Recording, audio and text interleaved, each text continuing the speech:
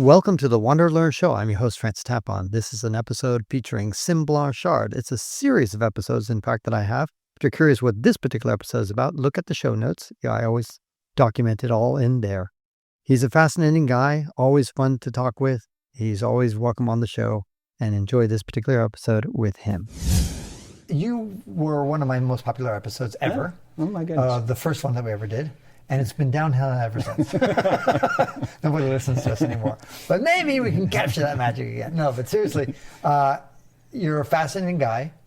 You had a pretty much normal existence. Yes. And then standard 9-to-5 job, wife and kids, etc.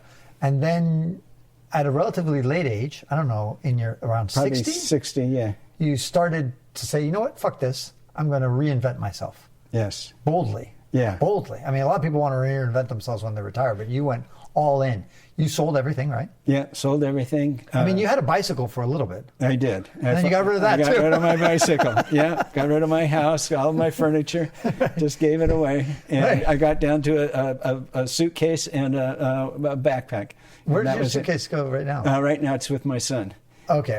And where's he? He's in Nashville. I just visited him. Okay, very good. Yeah. Anyway, so amazing transformation, and you decided to become a vagabond bum, a professional bum. Yeah, Korean kudji, they call it. Okay, explain Korean kudji. It's a bum. It's a bum in Korean. Okay, is it a disparaging tone? Yes. Okay. My girlfriend from Korea uses it all the time. So, Okay, right. And by the way, why did they always say Korea? It irritates me because it makes it sound like there's only one Korea. But it's South Korea, but I know, but they always say I'm from Korea. I'm like, well, fuck you. Are you from North Korea or South Korea? Well, nobody emigrates from North Korea. I know. They but won't it's like, let anybody It's on. like it's as if they're already colonized in Northern Korea. So it's as if it's like, well, it's going to be ours one day. We're going to be united one day. Maybe that's the idea. No, they do say South Korea. I just say Korea because. No, you're not the only one, dude. Oh, maybe so. There's plenty of people who just they even say made in Korea. Yeah, I've seen that. I guess so. A lot of places made in Korea. I'm like, well, which one? Yeah. I mean, as if North Korea has a big manufacturing base. Yeah, they've kind of isolated themselves. So I understand. And speaking of which, we're going to go off topic. Like, what is the chances that North Korea unites with South Korea? I think it's very, very minimal. Yoon, Really? who just got kicked out, he. Let's see. I think he was against reuniting with North Korea, but they have a new guy in, and he may be more amenable. But it doesn't look good. What have you heard? I think it's kind of like East and West Germany. In other words, it's probably going to eventually happen. Whether it happens in our lifetime, I think it will happen in our lifetime, especially your lifetime. Yeah. Thanks. Because you're going to outlive me. Yeah, right. So how old are you now? 72 and a half. When we did our first podcast, I kind of went viral. That one, I think you were around 66. I think so. Yeah, right. Yeah. So now you're 72. Yeah. So it's 6 years later. Now, at that time, you had not only reinvented your lifestyle, you had reinvented your health. Yes. You went from being kind of a standard American diet. Yeah. Overweight. Right. And then you decided to go vegan. Yeah. And then exercise like a fanatic. Mm-hmm. Maybe not fanatic, but a lot of hiking. Yeah, certainly. A lot of hiking. Yeah. Moderate amount of weightlifting. Not really. A few push-ups, but not too much to begin with. Okay. And I did long-distance hiking, the Triple Crown and Florida Trail and Ice Age Trail and a bunch of them. But I wasn't really stressing my upper body too much. Right, kangaroo body. Kangaroo, yeah. Mm-hmm. So I lost like 70 pounds, and I had, I was getting pretty skinny. Mm-hmm. Yeah, and unfortunately, we're going to get there. But the point is that you and I had kind of an argument back then. Oh yeah. Because I was telling you that your trajectory, because you basically reversed aging, you were actually healthier at 66 than when you were at 60. Yes. And so as a result, that kind of tricks your brain and body into thinking, wow, I can just keep doing this forever. In other words, like I can have eternal youth almost, right? And that you can then live until 100, be a centenarian with minimal problems, no chronic diseases, no problems, and just one day just keel over and die. And my argument to you is like, no, dude, it's like an old car. Like you can replace parts here and there, you can do things, but eventually, if you live to 100, it's much more likely that things will be breaking down. Your kidneys are going to be screwed up. Your heart is going to have a problem. Your brain might be fading. And you're like, no, you're arguing, no, you can be virile and strong and excellent condition until the day before you die. And I was like, it doesn't sound true. Yeah. Have you modified this? Well, my argument was that you could avoid a lot of the chronic diseases, Yes. the diabetes and hopefully the cancer, the heart disease, by trying to live, change your lifestyle, get the right exercise, the right vitamins and stuff. And then when something gets you, it's acute, you get a pneumonia, or if you didn't get the vaccine. Or There's the vaccine for pneumonia? Yeah. Do we all have that? Yeah. Do I have that? You should. I think you get it when you're 65. Oh, 65. Okay. I'm not there yet. Yeah, 55. Maybe next week.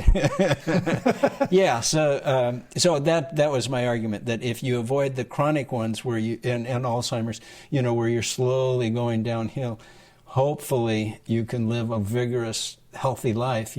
Keep exercising, keep eating right. And then get hit by a truck. No, I thought you're going for hit by a truck. You used to say, get shot by a jealous husband. That's right. I forgot. That was better. I like that. Exactly. That's a better way to go.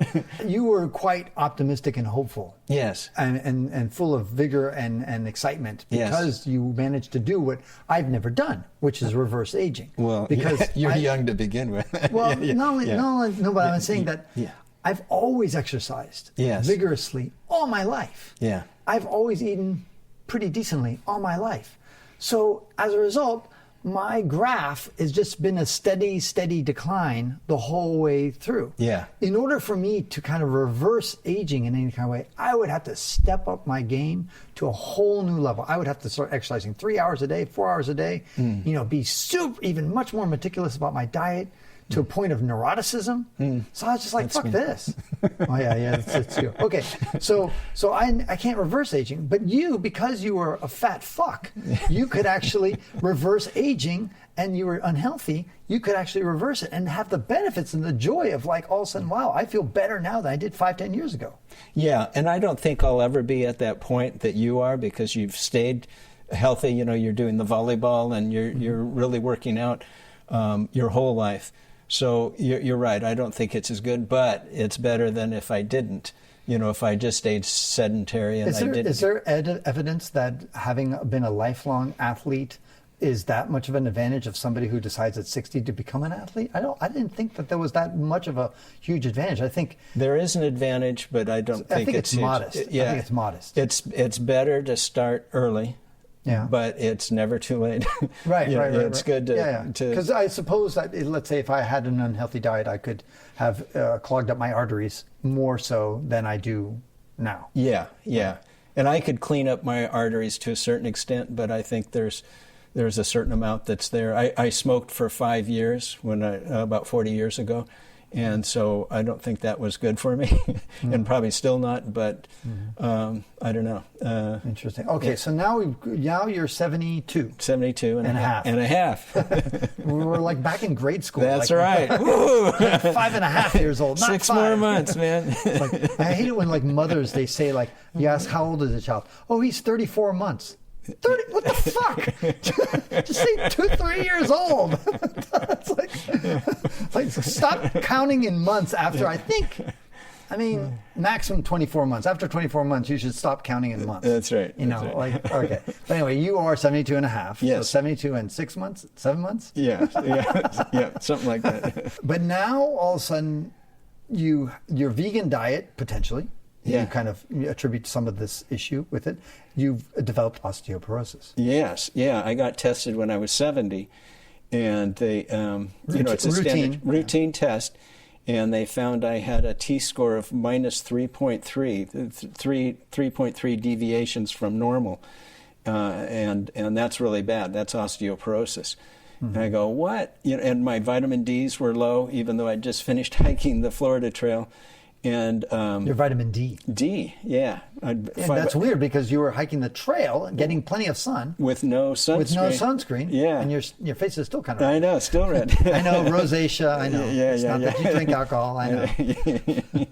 Yeah, so it was a surprise. And so I did some tests for heavy metals, and it turned out I'm overloaded on cadmium. You're not overloaded on AC/DC? Yeah, heavy metals. Heavy metals, man. Yeah, so it's there's an association with osteoporosis for that, but also, I hadn't been doing upper body weightlifting, which really helps with osteoporosis and building muscle on my upper body. My lower body, my legs are very strong because of all the hiking. So I got diagnosed with that, and so I got an Anytime Fitness membership. And what is that? That's a club that... Is it like 24-hour fitness? Yeah, like 24-hour fitness, only it's all over the world. Oh, yeah, really? Except Latin America. Oh, really? I was just down there and they didn't have it. But yeah, I was Southeast Asia, all over, Europe, all over. I don't know about Middle East, probably not so much. Or maybe Africa. In Dubai or something like that. Yeah, some of the big countries. But anyway, got. How much does that cost? It was like. I'm sure they have different levels. Yeah, it was like $400 a year. Okay, actually, it's pretty reasonable. They're really reasonable. Yeah. And just have your little fob and check in. And like in the Bay Area, for example, we're currently in the San Francisco Bay Area. How many outlets do they have? Do they have like 5? Where I am in Pleasant Hill, there's 3 that are within 10 minutes. Okay, wow. So there's a whole bunch in. So how did they grow? They grow by acquisition? They started just acquiring? It's kind of a franchise. I know, but it's not through acquisition, it's just franchising. I think franchising. Okay, yeah, they have standard equipment, and it's wonderful. I really like they can sponsor. They will sponsor. But anyway, okay, so you got in gym membership, and what is it, mainly to get the weights in? Yeah, lift weights, build muscle. I had DEXA scans, and I gained like 15 pounds of muscle and lost 3 pounds of fat.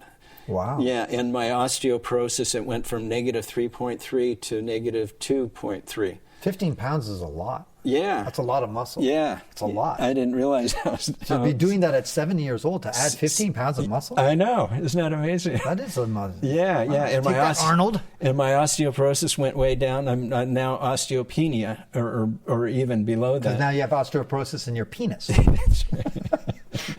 Osteopenia. It helps with the bone density. Boner density.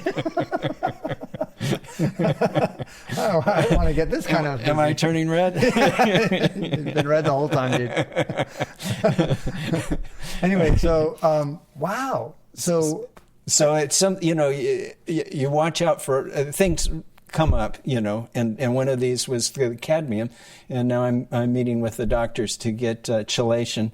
To try and get this heavy metal. You want to get a Chilean? Chilean. I thought you were dating a Korean. Now you want to get a Chilean. But it's supposed to get that out, the heavy metals out, and get the. So how did you get these heavy metals in your body? I don't know. They said it's from the environment. I smoked for 5 years, but that was 40 years ago. Right. It could be from air pollution. It could be food that I had, and maybe we all have that level. Is that possible, or did you have an unusually high level? Mine's unusually high. Okay. And maybe my body just can't give up that. Anyway, it accumulates in your kidneys, and I was taking creatine to help with the muscles, and it kind of overloaded my kidneys, so I had to stop with the creatine. I may pick it up later, but I'm seeing a couple doctors. The creatine was to help build muscle? Yeah. I see. Okay, it's really good. Right. What about protein powder and that kind of stuff? I did a little protein powder, but mainly it's a lot of fish, salmon, sardines, cheese, yogurt. Okay. And sometimes steaks.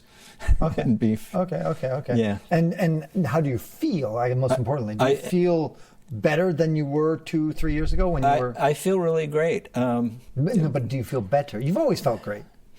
About the same. Okay, about the same. Yeah. I haven't experienced any symptoms. I see my bone density was way down, and I saw my heavy metals was up, but I didn't get any issues with symptoms, with fatigue. And sometimes when you're hiking, you fall.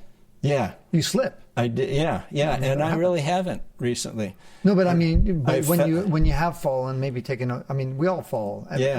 So you didn't like chip a bone or break a bone. Well, about 15 years ago, when I was hiking the PCT, I fell, rolled my ankle, broke my ankle, broke my shoulder, dislocated it. But you did not have osteoporosis then. I don't think I did, but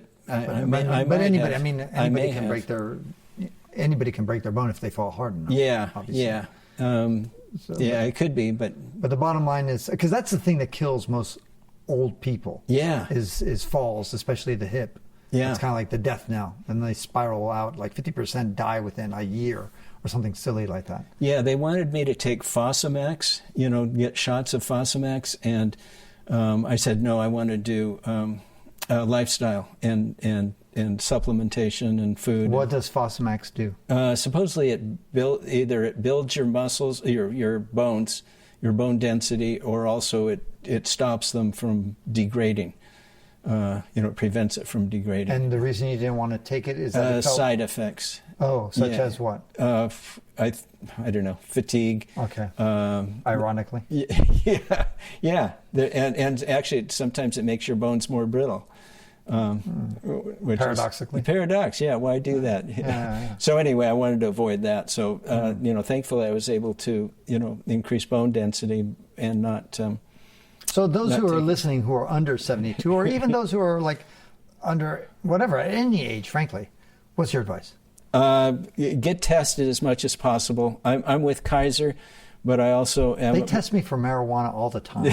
They're always testing me for drugs. I do cocaine. Yeah, but STIs. Get tested. But I also got a functional medicine doctor, and Kaiser will only go so far with chronic diseases, with chronic issues. And the functional doctor, he does a lot more tests, and then he has a lot more things that you can do. The chelation, I've got a sauna blanket to try and sweat a lot of the heavy metals out. And so they recommend a lot. They've been very good about showing alternative things. Kaiser is good for the acute problems, but for chronic problems, they're not so good. So for those who are in the audience and they're like, see, I told you, vegan diet sucks. My cholesterol has gotten a little bit worse. I mean, it's still good. Give us your numbers. You don't remember? I don't remember. Okay. Nothing. I know a clue. I just found out that my LDLs were like 116, which is the only thing bad in my report was that. Yeah. And you should be below 100. But they're finding more and more LDLs aren't that predictive, and more of it is triglycerides. And you look at the HDL and the LDL ratio, it's not as important. But if I can get this taken care of, and get enough muscle and the osteoporosis, I might go back to vegan diet, because that really helps with the cholesterol. Keeping, the heart disease. But wait a second, why are you so worried about cholesterol if you don't even know your fucking score, dude? Well, I looked at it and I said, okay, this is normal, this is okay. And actually it went up a little bit since I've been eating meat, but it was still decent. I forgot the numbers. 116, I don't know. You don't remember. 116 was mine. Don't steal mine. No. Well, mine was better. Okay. Whatever it was. Whatever it was. So you might go back to a vegan diet potentially? Yeah. I found it was really good. I mean, I enjoyed it and. So who should do a vegan diet? Who should not do a vegan diet? I think it's I think some people's bodies are better with vegan and some are better with more meat, and it's what you feel comfortable with and what you can in your numbers, if they come out good, then and maybe you just want fish, or maybe you should have steak. And there's some carnivore people that just eat meat all the time and not too much else, and some of their numbers are good. So I think everybody's different, and just find out what's. So you've kind of softened with age, and as far as you've softened, you were more hardcore vegetarian vegan before. Yes, yeah, and kind of thinking, everybody should do this, and meat kills you. And but the interesting thing is you don't really get on your high horse regarding, let's say, animal welfare. Right. Yeah, my big reason for going vegan was health. and you know, animal welfare and the environment, that was important, a bonus. Yeah, but the key thing was health. It wasn't the prime driver. Yeah, and once my health was affected, then I said, forget it. I'll eat the meat. Exactly right. Yeah. Right. Anything that surprised you as you entered in your 70s and stuff like that? Anything that, you know, or any kind of like, what should we look forward to? I'm 55, so I've got a few more years to look into. Yeah. Well, one thing, my testosterone levels were down. And actually, my regular testosterone was normal. What is that? What's the difference? There's two things you can test: your base testosterone and then also your free testosterone. And my doctors at Kaiser, they just looked at my base testosterone, which was okay. They didn't look at my free testosterone, and that was low. So I got some cream, testosterone cream. And what do you put the cream on your face, on your dick, or what do you do? The second. Really? Yes. Really? Yeah. Why? Because that's where testosterone lives? Yeah. Down by the balls? Yeah, that's, yeah. Really? Yeah, that's where that's where it's all manufactured. That's right. That's where the magic happens. That's the magic happens. And my girlfriend's been eternally grateful. No, but seriously, does that act like a Viagra-ish? You know, like yeah. Really? Yeah, and it helps build muscle, and yeah, it kind of regulates things, helps you sleep better. But some people say that some people have hypothesized that the reason men live 5 or 10 years shorter than women, on average, is that they have much more testosterone. I don't know. I don't know. I mean, I've heard you just want to keep your hormones, male or female, at optimal levels. Yeah, optimal levels. Okay. So I don't know. Maybe you're more aggressive and do more stupid things. Right. But you don't feel, now that you're on this supplementation cream, do you feel mentally that you've changed at all, or do you I feel like a little more aggressive, a little really? more. All right, well, yeah. fuck you. Want to fight? Exactly right. No. Okay, but seriously, you do. So like in traffic, you like yell at somebody in traffic or whatever, you know, just like. Yeah, you kind of set things in hierarchies more. Males do, you know, and as you get more testosterone, you go, okay, well, I'm better than this guy, or I'm less than this guy, or, you know, whatever. You tend to rank things more. You did say like your cholesterol levels were better than mine. That's true. a little male competition. Exactly. You're looking into your 80s, 90s, beyond. Any kind of words of wisdom, anything that's changed? It's good to get tested and look at hormones and look at your heavy metals is really important, because we're being assaulted with, you know, and probably plastics too. I think that's a big issue now. Microplastics, nanoplastics. Yeah. Just get tested and then address those things as soon as possible, because if it gets out of hand, it can affect other things. You know, the cadmium levels in my kidneys can cause a lot of other issues, and so it's good to remediate those as soon as possible. Got it. And to keep exercising. You know, we're still doing long distance hiking. And anything that's changed? You use hiking poles now? No. You still don't? No. Wow. Yeah. That's pretty impressive. Yeah.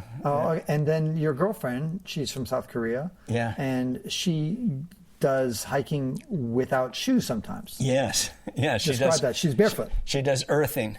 And she's run like 10 marathons and had 3 big accidents, 2 accidents in the car. And she's 71. 71, and she had a lot of skeletal problems, and she went to the doctors for everything, and they couldn't do anything. And then she started earthing, which means walking on the ground with bare feet, and all those issues went away. Really? Yeah. How much is that? Could be placebo? Nothing? Any idea? I don't know. Who cares, right? Yeah, who cares? Yeah, it could be placebo, but it works for her? It works, yeah. And if she doesn't do it, she gets cranky. So, no. Yeah. So really? Yeah. So you got to get her hiking. Wow. And she's big on hiking. She loves to hike. How often does she hike in a month? How many days? Maybe 28. No. Yeah. Really? As much as she much as she basically can. hikes every day. She was hiking every day. But not always barefoot. Yeah, and then she goes about 2 hours, 1 to 2 hours a day. Any kind, like my feet are so sensitive. I know. I would be like stepping on glass or whatever. Well, I've been trying to toughen up, and the best place is the infield at baseball fields. They have the little grains, and so they kind of massage your feet as you go on. Okay. A little bit painful. Do you feel any difference? Yeah. Yeah. Really? Yeah. Yeah, So I mean, you're it's into it? probably placebo. Okay. But yeah, you feel, I had sciatica, a little problem with my back, and when I go and do the earthing, it goes away. Really? Yeah. My mom has sciatica on her back. She might want to go earthing barefoot out in the back. Wow. Yeah. Okay. So she swears by it, and there's a lot of evidence. And South Korea, it's a big thing. They have a whole big park that they put in clay, and they bring busloads of tourists out, and they line up, and they have a place where they wash their feet, and then they go walking. But it's a big thing in South Korea. Let's change topics.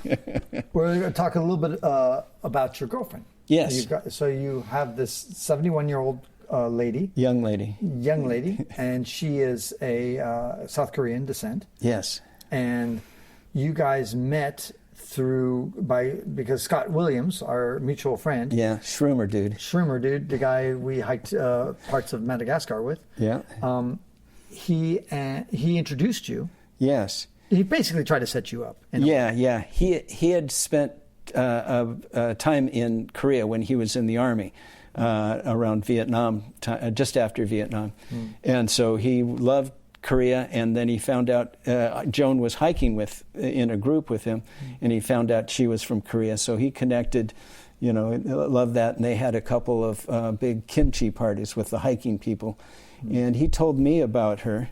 And then one day he had tickets to go to the opera, and his wife didn't want to go, so she went. And then he said, he knew I was interested, so I said, oh yeah, I want to go too. So I met up with her. We had a nice restaurant, met at the restaurant, and then we went to a kimchi party afterwards and a Camino de Santiago party afterwards. And we connected, and then I was heading to New Zealand for 3 months. And she says, oh, I really want to go to New Zealand. And I said, well, come on with me. And Scott says, yeah, you got to go to Joan. So she met me in New Zealand. We had a great time. And what have you learned? Because you were divorced. Yes. And in one of our previous podcasts, and I'll put in the show notes, I had a great interview with your then girlfriend that you dated for about 10 years, right? Yeah. Patty. 14 years. 14 years with your, she was a girl you met in high school, I think. When I was 8 years old. Yeah, right. Already molesting at that age. Incredible. And it was a great interview. You should go back and listen to it. Yeah. Sweet person. But you guys were different because you're kind of this grubby, dirty, shower once a month backpacker. Yeah. And then she liked to travel, like so many people, but not at the low, scummy level that you do. Right? I don't know why.